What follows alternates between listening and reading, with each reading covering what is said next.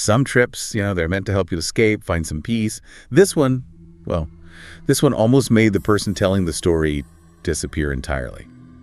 Today, we're doing a deep dive into something genuinely unsettling. We've got a full horror script, apparently based on a real experience with an Airbnb. Yeah, it's more than just a creepy story, isn't it? It feels like a found footage piece almost. It really blurs that line between a relaxing getaway and, something nightmarish. Exactly. And it's kind of blowing up online to becoming this sort of modern urban legend.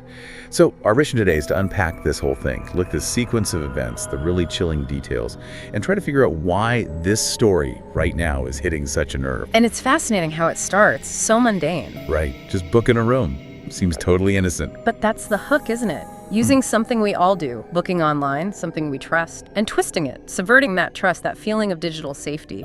It hints right away that maybe our online world isn't as separate or as safe as we think. Okay, so let's get into it. The deep dive starts with a really common desire, I think. The narrator just wanted some quiet time, solitude, a place to think. So they book an Airbnb up in Tagaytay. Description sounds perfect. Quiet guest house, foggy mornings, the works. Sounds idyllic. Totally. And crucially, it was cheap and the reviews were glowing. No red flags at all. Just this place, room 103. Seemed like the perfect quiet spot. And that setup, the quiet, the good reviews, the low price, that's exactly what makes the horror work so well later. It plays on what we want from a getaway: peace, affordability, reliability. It's the perfect setup to, pull the rug out later, lulls you right into it. And that sense of peace, it pretty much evaporated the second they got there, right? The house is isolated, set back behind these pine trees, no other guests around. The narrator even notes it looked like it hadn't been visited in months, kind of neglected. Creepy start. Yeah. But the keypad at the door worked. The code was 1033. And they make a point of saying this number. It comes back in the worst way, foreshadowing. Okay.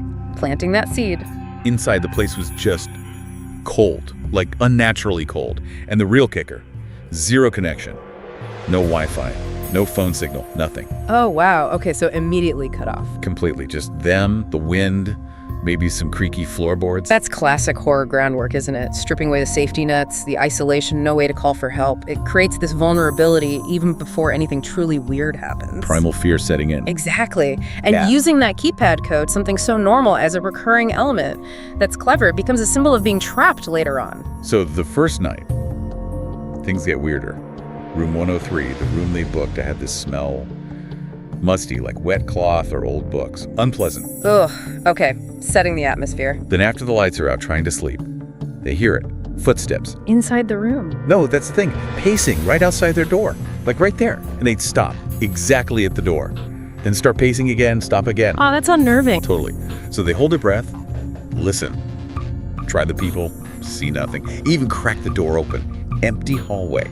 But the hallway light flickered just as they looked, like someone had just passed by. Wow, just enough to make you question your sanity. Exactly. That's chilling. It really is. It plays on that fear of the unseen, right? The ambiguity. Your mind fills in the blanks, and that's often way scarier than seeing something concrete. Subtle sounds, things just out of sight. Yeah. What do you think? Does not actually seeing it make it worse? Oh, absolutely. For me, definitely. My imagination would be running wild. It's that knowing or feeling, something's there, but you have no proof, just hints. Psychological torture. Right. And then the next morning, things shift from unsettling sounds to actual objects. The narrator finds things in the room that just don't belong to them, like a pink hair tie under the dresser and a cracked phone case kind of jammed between the bed and the wall. Okay, leftovers from a previous guest. That's something else. That's the question, right? But then they find the main thing in the closet, an old suitcase, dusty. Locked. Yeah. But then, somehow, it just unlocks for them. Maybe it never really locked, or anyway, it opens. Okay, what's inside? Clothes, old faded ID cards, postcards, all the same name, M. Cruz. M. Cruz. Got it. And then the notebook, the journal. Ah, the classic horror trope, the journal. And the last entry, this is where it gets properly terrifying. Let me read it. It says, Night 2, I heard them again. They keep circling room 103. I can't sleep. I tried to leave, but the keypad won't work.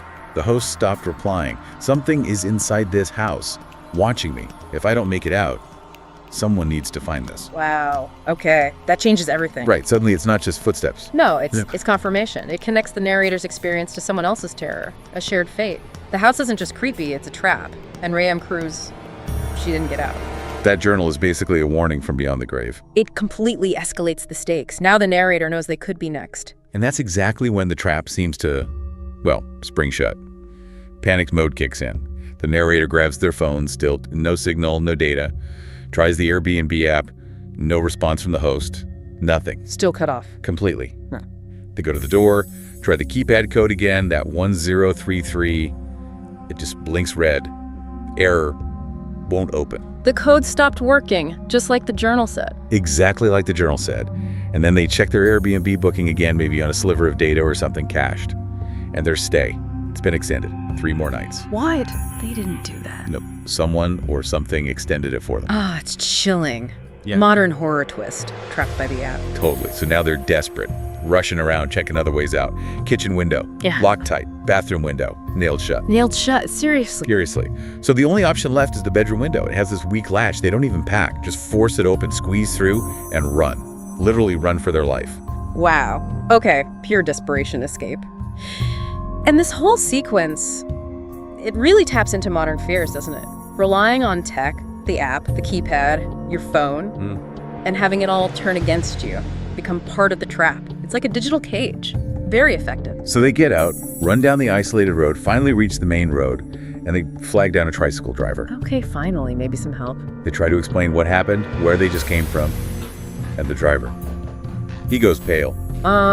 He knows the place. He knows the place. He says, "Ma'am, that house, it burned down 3 years ago." Burned down, but she was just in it. Exactly. And then he drops the other bombshell. A tourist died there. Yeah, Ray M. Cruz. She stayed in room 103. Yeah, M. Cruz, the name from the journal, died there. The very same. So the narrator, totally stunned, asks how it's even possible. How is it still listed on Airbnb if it burned down? And the driver just shrugs, says no one can explain it. But people keep booking it. And most of them, they don't come back. Whoa. Okay, that's the confirmation. Full-blown supernatural. That's the moment it becomes a proper ghost story, an urban legend. Absolutely. It moves beyond just a creepy experience to something persistent. Something that defies reality, defies explanation. The house burns down, but it's still there, still claiming victims through a digital platform. That's how these legends take root today, isn't it? Blending the real and the digital with the impossible. It's deeply unsettling. And the story doesn't even quite end there. There's this final lingering dread.